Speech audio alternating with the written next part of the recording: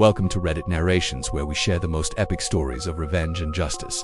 Today, we have a story about a woman who patiently plotted her revenge on her mother for 13 years, after enduring years of mistreatment.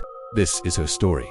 When I was 2, my baby brother Mark was born. I struggled with the attention shift, but over time, I began to love and care for him, only to be rejected by my mother, who treated me like a demonic hellspawn and sent me to live with my grandparents.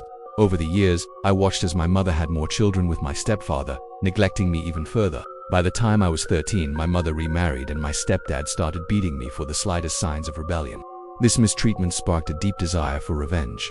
As I grew older, my mother and stepfather's behavior got worse. They refused to do any housework, leaving us to do dangerous tasks like cleaning gutters and climbing trees. At 14, while I was watching my younger sister Alicia, she wandered off and tragically drowned. My mother's negligence led to her death, and it was a turning point in my life. At 18, Mark, who was now 15, died from a drug overdose because my mother failed to supervise his medication. I had enough. My mother's actions had already destroyed my life, causing the deaths of 2 siblings and the loss of another. I vowed to make her life as miserable as possible. The first act of revenge came when I secretly sabotaged her medication and watched as her health deteriorated. She got into a car accident, was jailed for DUI, and I savored the irony. Over the years, I continued to torment her mentally and emotionally, enjoying her suffering as she had done to me. Eventually, my grandparents, though kind-hearted, fell under her manipulation. I withheld support and even anonymously reported her for illegal activities.